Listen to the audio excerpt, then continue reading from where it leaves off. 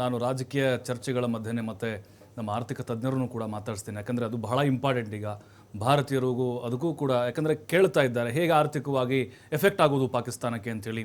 Krishnaraj sir, ಈಗ ನೀವು ಹೇಳ್ತಾ ಇದ್ರಿ ಆರ್ಥಿಕವಾಗಿ ಹೇಗೆ ಪರಿಣಾಮ ಬೀಳ್ಬೋದು ಅಂತೇಳಿ ಪಾಕಿಸ್ತಾನಕ್ಕೆ. ಮತ್ತೆ ಅವ್ರನ್ನ ಸಂಪರ್ಕ ಮಾಡ್ತೀನಿ. ನಟರಾಜ್ ಗೌಡ್ರೆ, ಈಗ ಕಿರಣ್ ಸರ್ ಹೇಳ್ತಾ ಇರೋದು ಕಾಂಗ್ರೆಸ್ಸಿಗರ ಮನಸ್ಥಿತಿ, ಪಾಕಿಸ್ತಾನಗಳ ಅಲ್ಲಿನ ಪಾಪಿಗಳ ಮನಸ್ಥಿತಿ ಎರಡೂ ಹೋಲಿಕೆ, ಎರಡೂ ಸೇಮ್ ಅನ್ನೋ ಅರ್ಥದಲ್ಲಿ ಮಾತಾಡ್ತಾ ಇದ್ದಾರೆ, ಅವರು ಆರೋಪ ಮಾಡಿದ್ದಾರೆ. ಇವೆಲ್ಲ ಗೋಡ್ಸೆ ಅಂತ ಇವ್ರಿಗೆ ಮಾತ್ರ ಸಾಧ್ಯ. ನೋಡಿ, ನಾನು ಈ ತರ ಚಿಲ್ಡ್ರೆ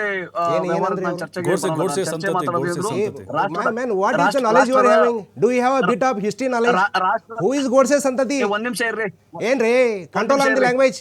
ಅದು ಗೋಡ್ಸೆ senior spokesperson ಇದ್ದೀರಾ ನೀವು. what nonsense you are talking. You answer my question. ರಾಣಾಗೆ ಉದಿತ್ ರಾಜು ಕ್ಲೀನ್ ಚಿಟ್ ಕೊಟ್ಟರೋ ಇಲ್ಲೋ? No, first you answer my question. Rana ಅವ್ರಿಗೆ ಏನು ಬಾಂಬೆ ದಾಳಿಕೋರ ಸಂಚುಕೋರ ಏನು ಉಗ್ರ ಇದ್ನಲ್ಲ, ಅವ್ರಿಗೆ ನಿಮ್ಮ ಕಾಂಗ್ರೆಸ್ ನಾಯಕ ಉದಿತ್ ರಾಜ್ ಕ್ಲೀನ್ ಚಿಟ್ ಕೊಟ್ಟರೋ ಇಲ್ಲೋ? Yes or no? ಏ you first tell me. Don't divert the topic. Nataraj ಗೌಡ್ರೆ, ಈಗ ಉತ್ತರ ಪ್ರಶ್ನೆ ಸರ್, ಈಗ ನೀವು ಹೇಳ್ತಾ ಇರೋದು ಪಾಕಿಸ್ತಾನಿಗಳ ಮನಸ್ಥಿತಿ, ಕಾಂಗ್ರೆಸ್ ಮನಸ್ಥಿತಿ ಒಂದೇ ಅರ್ಥದಲ್ಲಿ ಹೇಳ್ತಾ ಇದ್ದೀರಿ. ಕ್ಲೀನ್ ಚಿಟ್ ಕೊಟ್ಟರು ಸರ್, ನಿಮ್ಮಲ್ಲೂ ಗೋಡ್ಸೆ ಅವರು ಜಿಂದಾಬಾದ್ ಅಂತ ಹೇಳಿದವರು ಇದ್ದಾರೆ. ನಿಮ್ಮಲ್ಲಿ ಯಾರಿದ್ದಾರೆ ತೋರಿಸಿ. ಇದ್ದಾರೆ ಸರ್, ಇದ್ದಾರೆ. ಗೋಡ್ಸೆ ಜಿಂದಾಬಾದ್ ಅಂತ ಬಿಜೆಪಿ ಪಕ್ಷದಲ್ಲಿ ಯಾರಿದ್ದಾರೆ ಹೇಳ್ರಿ. ಯಾರಾದ್ರೂ ಬಿಜೆಪಿ ಕಾರ್ಯಕರ್ತ ಇದ್ದಾನೆ ಅಥವಾ ಯಾರಾದ್ರೂ ಬಿಜೆಪಿ ನಾಯಕರ ಇದ್ದಾರೆ ಅಂದ್ರೆ ತೋರಿಸಿ. ನಟರಾಜ್ ಗೌಡ್ರೆ, ನಾನು ಹೇಳ್ತೀನಲ್ಲ, ರಾಣಾ ಅನ್ನೋ ಒಬ್ಬ ಏನು ಮಾಸ್ಟರ್ ಮೈಂಡ್ ಈ ಟೆರರಿಸ್ಟ್ ಅಟ್ಯಾಕ್ ಬಾಂಬೆ ದಾಳಿಕೋರನ ವಿರುದ್ಧ ಏನು ಉದಿತ್ ರಾಜ್ ಅನ್ನೋ ಕಾಂಗ್ರೆಸ್ ನಾಯಕ ಕ್ಲೀನ್ ಚಿಟ್ ಕೊಟ್ರು. ಇನ್ನು 10 ಉದಾಹರಣೆ ಕೊಡ್ತೀನಿ ಅಂತ ಇವ್ರದ್ದು. ಅಫ್ಜಲ್ ಗುರನ್ನ ಪಾರ್ಲಿಮೆಂಟ್ ಒಂದೇ ನಿಮಿಷ ನಾನು ಉದಾಹರಣೆಗಳು ಬಹಳ ಕೊಡ್ತೀನಿ ಕೇಳ್ರಿ. ಪಠಾನ್ಕೋಟ್ ಬ್ಲಾಸ್ಟ್ ಆದಾಗ, ಟೆರರ್ ಅಟ್ಯಾಕ್ ಆದಾಗ ಮೋದಿ ಅವರು ಪಾಕಿಸ್ತಾನಕ್ಕೆ ಬನ್ನಿ ISI ನವರೇ, ಬನ್ನಿ ISI ಅಂತ ಅಳ್ತಾ ಇದ್ರು. ಬನ್ನಿ ಅಂತ ಹೇಳಿ ರಿಕ್ವೆಸ್ಟ್ ಮಾಡಿ ಕರ್ಕೊಂಡ್ಬಂದು ಇಲ್ಲಿ ಸಾಕ್ಷ್ಯ ಕೊಟ್ಟು ತೋರಿಸಿದ್ರು ಅವ್ರಿಗೆ, ಇಲ್ಲಿ ಆಗಿದೆ ನೋಡಿ ಅಂತ.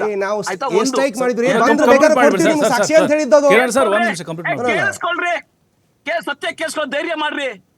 ಆಮೇಲೆ ಯಾವ ಪಾಕಿಸ್ತಾನದವರು, ಯಾವ ಪ್ರೈಮ್ ಮಿನಿಸ್ಟರ್ ಭಾರತಕ್ಕೆ ಟೆರರಿಸ್ಟ್ ಗಳನ್ನ ಕಳಿಸ್ತಾ ಇದ್ರು, ಅವ್ರ ಮನೆಗೆ ಇನ್ವೈಟ್ ಮಾಡ್ದಲೆ ಅವ್ರ ಮನೆಗೆ ಬಿರಿಯಾನಿ ತಿನ್ನಕ್ ಹೋದ್ರು ಪ್ರೈಮ್ ಮಿನಿಸ್ಟರ್ ನರೇಂದ್ರ ಮೋದಿ ಅವರು.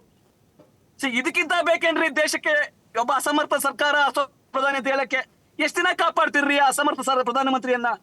ತೆಗ್ದಾಕ್ರಿ ಬಿಜೆಪಿ ಅವರು. ಎಷ್ಟ್ ದಿನ ಕಾಪಾಡ್ತಿರ್ರಿ ಅವ್ರನ್ನ? ಮುಚ್ಚಾಕಿ ವೈಫಲ್ಯಗಳನ್ನ ಮುಚ್ಚಾಕಿ. ಇವತ್ತು ಆಗಿರ್ತಕ್ಕಂತಹ ಭಯೋತ್ಪಾದನೆಗೆ ಇವತ್ತು ದೇಶ ಜನತೆ ಸಾವನ್ನಪ್ಪಿದ್ದಾರೆ. ನೀವೇನು ಸುಳ್ಳು ಹೇಳಿದ್ರಿ ನೀವು? ಅಲ್ಲೆಲ್ಲ ಶಾಂತವಾಗಿದೆ, ಬನ್ನಿ ಬನ್ನಿ ಬನ್ನಿ ಪ್ರವಾಸಿಗರೇ ಬನ್ನಿ ಅಂತ ನಿಮ್ಮನ್ನ ನಂಬಿ ಹೋದ್ರು. ನೀವು ಅವ್ರಿಗೆ ಭದ್ರತೆ ಕೊಟ್ರ? ಯಾಕೆ ಕೊಡ್ಲಿಲ್ಲ ಭದ್ರತೆ? ಹೇಳಿ ನೀವು. ಯಾರ ವೈಫಲ್ಯ ಇದು? ಯಾರ ಹೊಣೆಗಾರಿಕೆ ಇದು? ಯಾರ ಜವಾಬ್ದಾರಿ ಇದು? ನೀವು ಅದ್ರ ಬಗ್ಗೆ ಮಾತಾಡ್ರಿ. ಹೌದು, ಇತಿಹಾಸದಲ್ಲಿ ಎಷ್ಟೊಂದು ಭಯೋತ್ಪಾದನೆಗಳಾಗಿದ್ದಾವೆ. ನಾವು ನಿಮ್ ತರ ಸುಳ್ಳಿಲ್ಲ, ಎಲ್ಲ ಸೊರಗಿದೆ, ಎಲ್ಲ ಚೆನ್ನಾಗಿದೆ, ಸುಳ್ಳಿಲ್ಲ. ಸತ್ಯವನ್ನ ಅರ್ಗಿಸ್ಕೋಬೇಕು, ಸತ್ಯವನ್ನೇ ಹೇಳ್ಬೇಕು. ನೀವು ಮುಚ್ಚುತ್ತೀರಿ, ಮರೆ ಮಾತಿರಿ. ನಿಮ್ಮ ವೈಫಲ್ಯಗಳನ್ನ, ನಿಮ್ಮ ದೌರ್ಬಲ್ಯಗಳನ್ನ ಮರೆ ಮಾಚಿ ಇವತ್ತು ಸುಳ್ಳು. ಅಂದ್ರೆ ನಟರಾಜ್ ಗೌಡ್ರೆ, 370 ರದ್ದಾದ ಮೇಲೆ ಅತಿಯಾದ ಆತ್ಮವಿಶ್ವಾಸ ಮೋದಿ ಅವ್ರದ್ದು, ಅಮಿತ್ ಶಾ ಅವ್ರದ್ದು ಇಂಥ ಘಟನೆಗಳಿಗೆ ಕಾರಣ ಆಗ್ತಾ ಅಂತ ಹೇಳಿ 370 ಮೇನ್ ಆಗಿಲ್ಲ. ಇಲ್ಲ 370 ಒಂದು ಸಂಬಂಧ ಇಲ್ಲ. ಯಾಕಂದ್ರೆ 370 ಹೋಗ್ಲೇಬೇಕು, ಯಾವತ್ತಾರು ಹೋಗ್ಲೇಬೇಕಿತ್ತು. ಅದು ಸಂವಿಧಾನದಲ್ಲೇ ಒಂದು ಅವಕಾಶ ಕೊಟ್ಟಿದೆ. 370 ತೆಗಿಬೇಕು, ರದ್ದು ಮಾಡ್ಬೇಕಂತ ಇದೆ. ಆದ್ರೆ ಅದನ್ನ ಇದಕ್ಕೂ ಹೋಲಿಕೆ ಮಾಡೋದು ಸಂಬಂಧ ಇಲ್ಲ. ಆದ್ರೆ ಭಯೋತ್ಪಾದನೆ ಇದೆಲ್ಲ ಕಂಟಿನ್ಯೂ ಇದೆ. ಬಟ್ 370 ಇಂದ ಏನು ಉಪಯೋಗ ಆಗ್ಲಿಲ್ಲ. 370 ರದ್ದಿಂದ ಏನು ಉಪಯೋಗ ಆಗ್ಲಿಲ್ಲ ಅನ್ನೋದು ತಿಳ್ಕೊಬೇಕಾಗ್ತದೆ. ನೋಟ್ ರದ್ದಿಂದ ಉಪಯೋಗ ಆಗಿಲ್ಲ ಅಂತ ತಿಳ್ಕೊಬೇಕಾಗ್ತದೆ.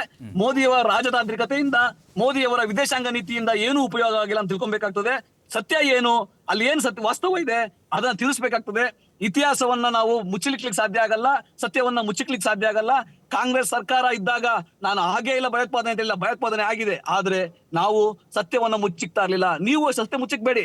ಅಲ್ಲಿ ಒಂದು ಕಾಂಪ್ಲೆಕ್ಸಿಟಿ ಇದೆ. ಈ ಉಗ್ರರ ದಾಳಿಯ ಹಿಂದೆ ಅಂದ್ರೆ ಈಗ ಪುಲ್ವಾಮಾದಲ್ಲಿ ಹೇಗೆ ಅನುಮಾನ ವ್ಯಕ್ತಪಡಿಸಿದ್ರು, ಪುಲ್ವಾಮಾ ಅಟ್ಯಾಕ್ ಆದಾಗ ಇದ್ರದ್ದು ಸ್ವಲ್ಪ ಅನುಮಾನ ನಿಮ್ಗಿದೆ. ಹಂಗಾರೆ ನಿಮಗೆ ಆ ಒಂದು ಡೌಟ್ ಕಾಡ್ತಾ ಇದೆ ಹಾಗಾದ್ರೆ ಈ ದಾಳಿ ಹಿಂದೆ? ನೋಡಿ, ಆಸ್ ಎ ಪೊಲಿಟಿಕಲ್ ಪಾರ್ಟಿ ನಮ್ಗೆ ಯಾವ ಅನುಮಾನ ಏನಿಲ್ಲ. ನಾನೊಂದು ಸ್ಪಷ್ಟವಾಗಿ ಹೇಳ್ತೀನಿ. ಪುಲ್ವಾಮಾ ಆದ್ಮೇಲೆ ಪುಲ್ವಾಮಾ ಘಟನೆಗೆ ಕಾರಣ ಯಾರು ಅಂತ ಅಲ್ಲಿನ ಗವರ್ನರ್ ಹೇಳಿದ್ರು. ಅಲ್ಲಿನ ಗವರ್ನರ್ ಏನಿದ್ರು, ನರೇಂದ್ರ ಮೋದಿ ಅವರೇ ನೇರ ಕಾರಣ, ರಕ್ಷಣಾ ಸಚಿವರೇ ನೇರ ಕಾರಣ. ನಾನು ಹೆಲಿಕಾಪ್ಟರ್ ಕೊಡಿ ಎಂದೇ ಅವ್ರು ಕೊಡ್ಲಿಲ್ಲ ಅಂತ ಅಲ್ಲಿನ ಗವರ್ನರ್, ಹಿರಿಯ ಬಿಜೆಪಿ ನಾಯಕ ಅವ್ರು ಹೇಳಿದ ಮಾತು. ನೀವು ಅದಕ್ಕೆ ಉತ್ತರ ಕೊಟ್ರ? ನೀವು ಆ 40 ಜನ ಸೈನಿಕರು ಸತ್ರಲ್ಲ, ಅದ ಮೇಲೆ ಆದಂತಹ ಯಾರ್ಯಾರನ್ನ ನೀವು ಅರೆಸ್ಟ್ ಉತ್ತರ ಕೊಟ್ಟವಲ್ಲ, ಸರ್ಜಿಕಲ್ ಸ್ಟ್ರೈಕ್ ಮಾಡಿ ಕೊಟ್ಟು ನೋಡ್ಕೊಳ್ಳೋಂಗ್ ಉತ್ತರ ಕೊಟ್ಟವಲ್ಲ ಪಾಕಿಸ್ತಾನಕ್ಕೆ. ಅದು ಅನುಮಾನ ಸರ್. 300 ಕೆಜಿ ಇಲ್ಲಿ ಕೊಡಿ, ನನ್ನ ಸಮಯ ಕೊಡಿ ಸರ್, ನಾನು ಕೊಡ್ತಾರೆ ಸರ್, ಖಂಡಿತ, ಖಂಡಿತ, ಅದು ಉತ್ತರ complete ಕೊಟ್ರ ನೀವು Complete ನೋಡ್ರಿ, ಮಾಡೋದೇ ಏನ್ ಇಲ್ಲ ಗೊತ್ತಾ? ನೀವು. ಸತ್ಯ ನೋಡಿ ಸರ್ ಸರ್ ಈಗ ಅವ್ರು ಅವ್ರು ಉತ್ತರ ಹೇಳ್ತಾರೆ ಕೊಟ್ಟಿಲ್ಲ ಸರ್, ಅಂತ ಅಲ್ಲ ಸರ್ ಒಪ್ಕೊಳ್ರಿ. ಇಲ್ಲಿವರೆಗೂ ಉತ್ತರ ನೀವು ಕೊಟ್ಟಿಲ್ಲ ಉತ್ತರ ಬಿಜೆಪಿ ಅವರು. ಒಪ್ಕೊಳ್ರಿ. ಯಾಕೆ ಕೊಟ್ಟಿಲ್ಲ? 300 ಕೆಜಿ RDX ಹೆಂಗ್ ಹೋಯ್ತು ಅನ್ನೋದು ಗೊತ್ತಿಲ್ಲ ನಿಮಗೆ. ಕೇಳ್ತು ಕೊಡ್ರಿ, ಸಮಯ ಗೌಡ್ರೆ ನಟರಾಜ್ ಗೌಡ್ರೆ ಅವ್ರು ಉತ್ತರ ಕೊಡ್ತಾ ಇದಾರೆ. ನೋಡಿ ಇಲ್ಲಿ ಏನಾಗುತ್ತೆ, ಕಾಂಗ್ರೆಸ್ ಪಕ್ಷದ ವಕ್ತಾರ ಹೇಳ್ತಾರೆ ಆರ್ಟಿಕಲ್ 370 ತೆಗೆಯೋದ್ರಿಂದ ಅಥವಾ ಲಿಫ್ಟ್ ಮಾಡಿದ್ರಿಂದ ಇದೇನು ಇಂಪ್ಯಾಕ್ಟ್ ಆಗಿಲ್ಲ, ಇದೇನು ಪ್ರಾಬ್ಲಮ್ ಇಲ್ಲ ಆರ್ಟಿಕಲ್ 370 ತೆಗೆದ್ರಿಂದ ಅಂತ ಹೇಳ್ತಾರೆ. ಅಂದ್ರೆ ಆರ್ಟಿಕಲ್ 370 ತೆಗೆಯೋದು ಒಳ್ಳೇದು ಅಂತ ಹೇಳ್ತಾರೆ. ಆದ್ರೆ ಇದೇ ಆರ್ಟಿಕಲ್ 370 ತೆಗಿಬೇಕಂತಂದ್ರೆ ನಾವು ಏನು ಕಾನ್ಫಿಡೆನ್ಸ್ ಮೋಷನ್ ಹೋದಾಗ ಇವರು ಪಾರ್ಲಿಮೆಂಟ್ ಅಲ್ಲಿ ಬೈಕಾಟ್ ಮಾಡ್ತಾರೆ. ಹೌದು. ಇದು ಡಬಲ್ ಸ್ಟ್ಯಾಂಡರ್ಡ್ ಅಲ್ವಾ ಕಾಂಗ್ರೆಸ್ ಪಕ್ಷದ್ದು? ಇದು ಡಬಲ್ ಸ್ಟ್ಯಾಂಡರ್ಡ್ ಅಲ್ವಾ? ಆಮೇಲೆ ರಾಜತಾಂತ್ರಿಕ ಏನು ದ್ವಿಪಕ್ಷೀಯ ರಾಜತಾಂತ್ರಿಕ ಒಂದು ವ್ಯವಸ್ಥೆಯಲ್ಲಿ ಮೋದಿಜಿ ಅವರು ಪಾಕಿಸ್ತಾನಕ್ಕೆ ಭೇಟಿ ಕೊಟ್ರೆ ಅದು ದೇಶದ್ರೋಹ ಅಂತಾರಲ್ಲ. ಇವರು 1947 ಸ್ವಾತಂತ್ರ್ಯ ನಂತರ 1952 ಫಸ್ಟ್ ಸರ್ಕಾರ ಬಂದಾಗಿಂದ ಇವ್ರು ಅದನ್ನೇ ಮಾಡ್ಕೊಂಡು ಬಂದಿದ್ದಾರೆ. ಹಂಗಾರೆ ಇವ್ರು ದೇಶದ್ರೋಹಿ ಅಲ್ವಾ? ಇವೇನ್ ಕಂಪ್ಯಾರಿಸನ್ ನೀವು?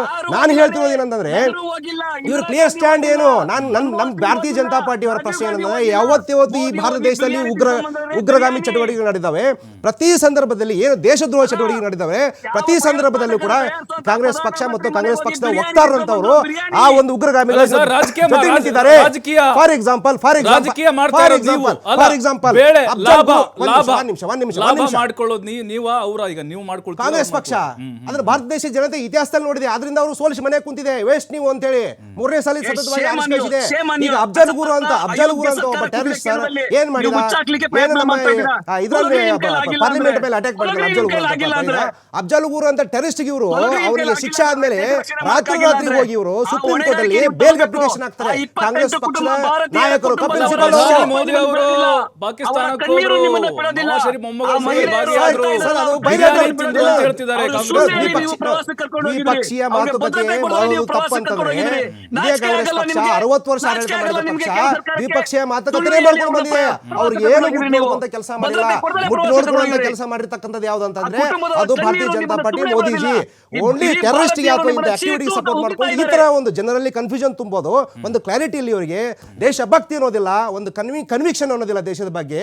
ಬರೇ ಈಗೇನ್ ಹೇಳಿದ್ರಿ, ಈಗ ಅಫ್ಜಲ್ ಗುರು ಏನು ಗಲ ಶಿಕ್ಷೆ ಆದ್ಮೇಲೆ ಇದೇ ಕನ್ನಯ್ಯಲ್ಲ ಏನ್ ಮಾಡಿದ, ಭಾರತೀಯರ ತುಕಡೆ ಕರಂಗೆ ಇಂಚಾ ಅಲ್ಲ ಅಂತ ಭಾಷಣ ಮಾಡಿರ್ತಕ್ಕಂಥ JNU ದಲ್ಲಿ ಕನ್ನಯ್ಯಲ್ಲ ಅಂತ ಕರ್ಕೊಂಡ್ ಬಂದಿವರು ಪಾರ್ಲಿಮೆಂಟ್ ಟಿಕೆಟ್ ಕೊಡ್ತಾರೆ, MP ಟಿಕೆಟ್ ಕೊಡ್ತಾರೆ. ಇದಕ್ಕೆ ಕೇಳಿ ನಿಮ್ದು ಕನ್ವಿಕ್ಷನ್ ಏನ್ ಹಂಗಾರೆ ಅಗೇನ್ಸ್ಟ್ ದ ಟೆರರಿಸಂ, ನಿಮ್ ಕನ್ವಿಕ್ಷನ್ ಹೇಳಿ. ಟೆರರಿಸ್ಟ್ ಸಪೋರ್ಟ್ ಮಾಡಿರ್ತಕ್ಕಂಥ ಕರ್ಕೊಂಡ್ ಬಂದು ನೀವು MP ಟಿಕೆಟ್ ಕೊಡ್ತೀರಾ ಅಂತಂದ್ರೆ ಏನ್ ಹೇಳ್ಬೇಕು ನಿಮ್ಗೆ? ಬರ್ತೀನಿ ಸರ್, ಬರ್ತೀನಿ.